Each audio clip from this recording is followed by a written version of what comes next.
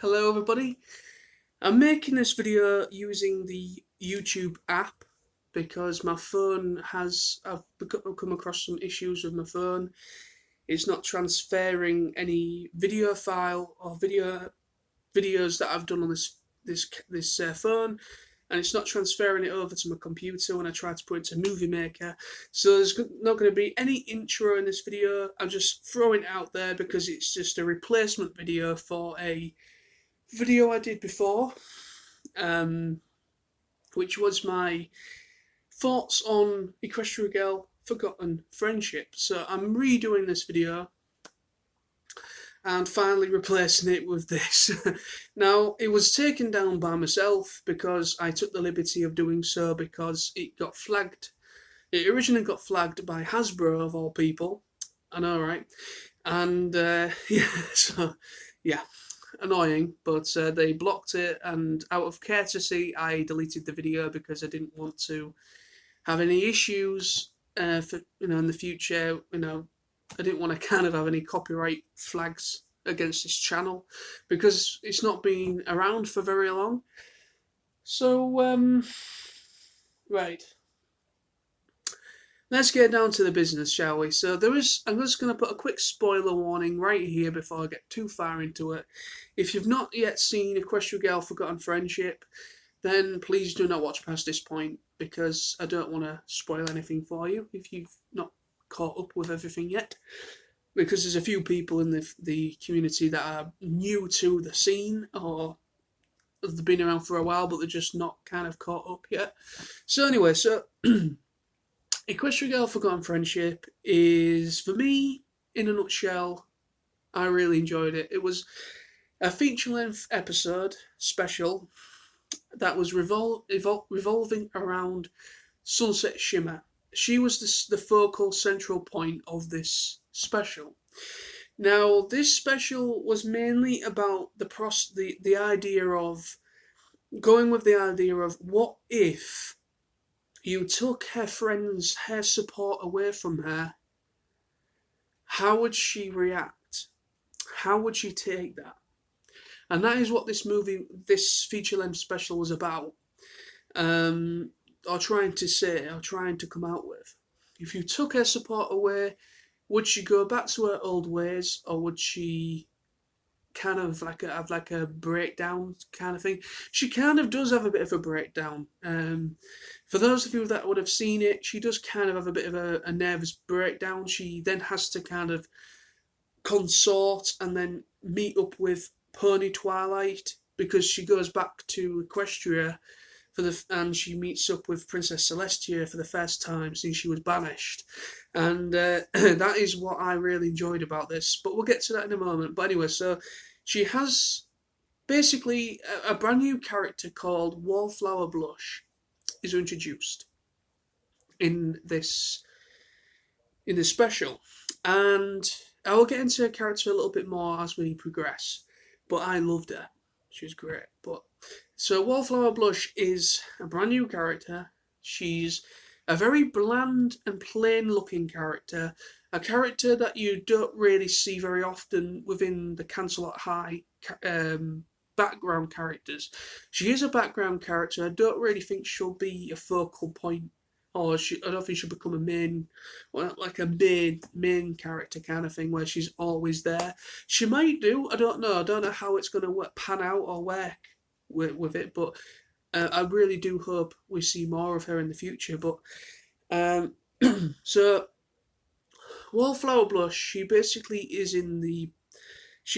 has a equestrian artifact of some sort, kind of like a pendant or some sort of kind of like a special pendant or something. I don't know, some sort of equestrian artifact. Anyway, now this artifact has the ability of, in essence, kind of like warping reality.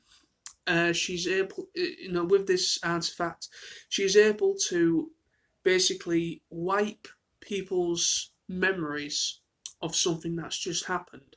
And she was using this artifact in order to kind of help herself out of everyday life. kind of if she messes up talking to somebody for the first time, if she messes up on a school something she's had to do for school, or if she generally doesn't like somebody, she will kind of like wipe. She basically would use it to wipe people's memories of something that she's done wrong. And with doing so, she then becomes kind of this like enigma of the school. Nobody knows who she is. Nobody's doesn't remember actually speaking to her or knows who she is, because she's created this problem for herself where nobody remembers her because of that artifact. So Sunset and Trixie for the first time, which is awesome. I really want to see more of Sunset and Trixie kind of together, because they were fantastic. It was a great twosome, if I can say it like that. It was a great twosome. And because you don't see much of Trixie. Trixie, she had quite a big part in the second movie, Equestria Girl movie, Rainbow Rocks. She had quite a big part in that because she was part of the Battle of the Bands. But since then, she really hasn't had much involvement. She's only had like a couple like one-liners. She's never really had a full-on sentence or any proper. She's not really had any main involvement in the main story of stuff. And this is the first time since Rainbow Rocks that she's actually had some sort of involvement in the story and what's going on. So I was really happy Trixie was, because Trixie has really started to come into her own again in the actual pony side in Friendship is Magic. She's become good friends with Starlight Glimmer. And I'm really liking that Starlight Glimmer and Trixie are kind of, becoming great friends, and they've done some great episodes with, involving those two. And now this is kind of the Equestria Girl equivalent with Sunset and Trixie. So it's, I really liked that element to this movie, or feature length special. So, yeah, so that's pretty much it. That's pretty much the movie in a way. Kind of, it's Wallflower blush with the artifacts, and she's using it to kind of help herself through everyday situations. So when she uses this artifact on Sunset's friends, such as Twilight, Applejack, Rarity, Fluttershy, Rainbow Dash, Pinkie Pie, all those characters, all of her friends, pretty much forget who Sunset is. Well, they know who she is, but they forget about being friends with her, pretty much. Hence the title of the feature of the special. So they forget who she is. They forget, being friends with her. But they remember her with being the bully. They remember her for who she was in the first Equestria Girl movie. So she kind of panics, and she then has to consort the support of Twilight, of the Friendship is Magic pony Twilight. So she goes back through the portal, meets up with Twilight, and Twilight then introduces her to Princess Celestia, and then she seeks counsel of Celestia and Luna.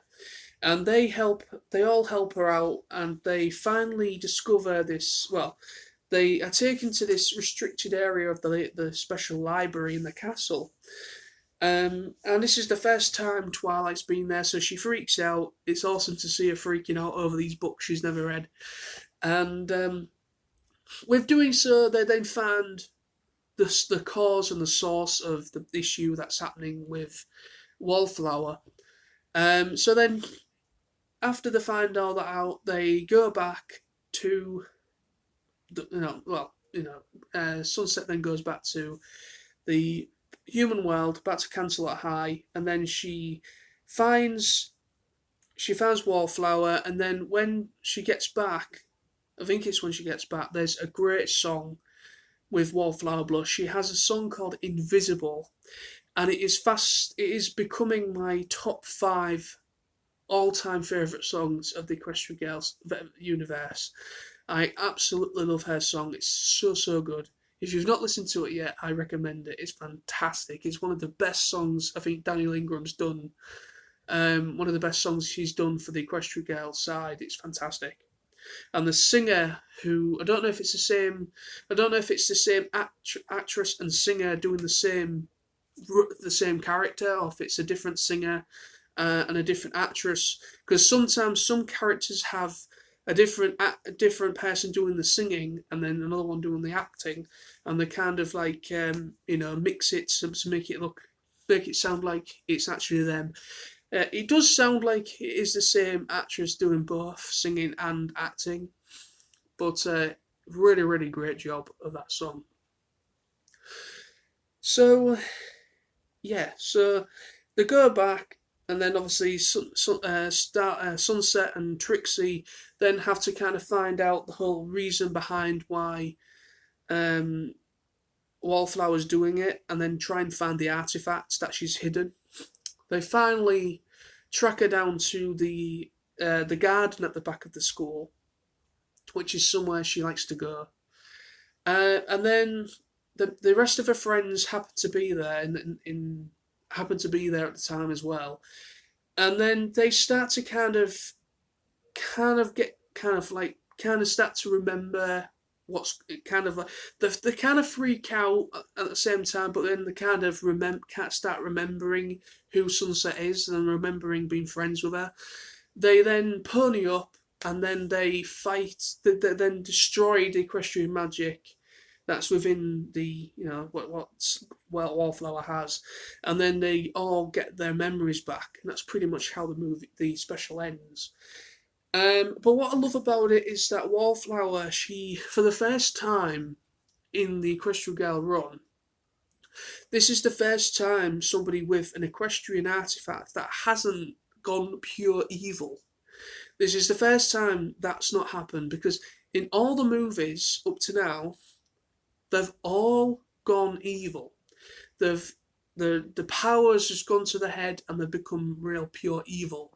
Since Sunset Shimmer in the first movie, then you got the what was it? Then obviously in the second film, I think it was Twilight. No.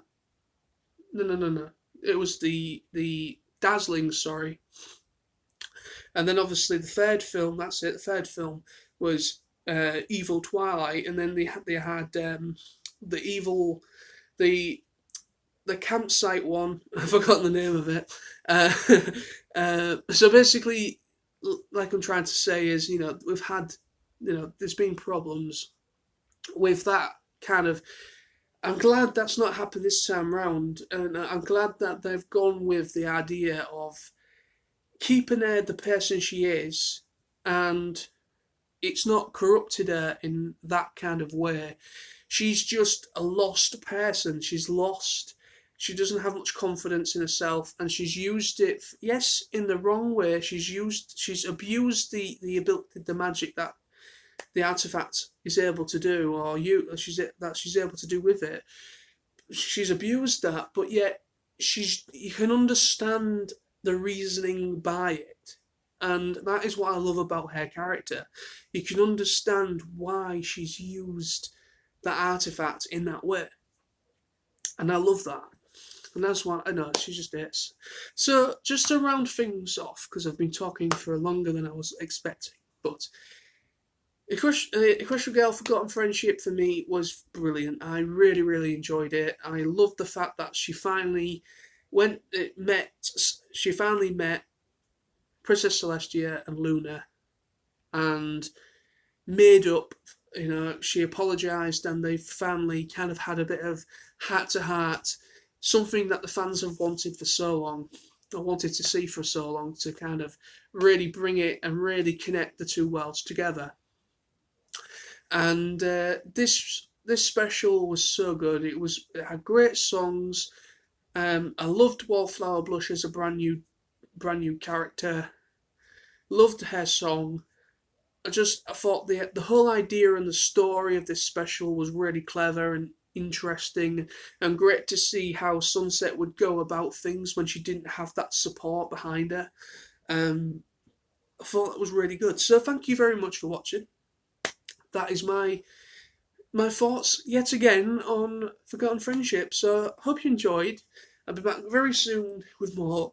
Oh, excuse me, with more videos, as well as Sam as well.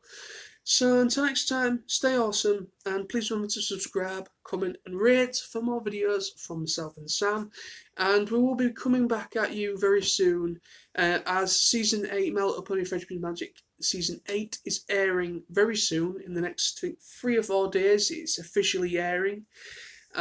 So we will be talking about the 2-part special once the first 2 parts have aired, or once we've seen the first 2-part special. We are going to be talking about that. We're going to be doing a thoughts video. Me and Sam are probably going to come together, and we're going to talk about the special 2-parter. And then we're going to be trying to talk about as many episodes as we possibly can as Season 8 continues. So stay tuned for all that, and there will be plenty of other stuff coming in the future as well. So thank you, stay awesome, and see you all very soon. Proof!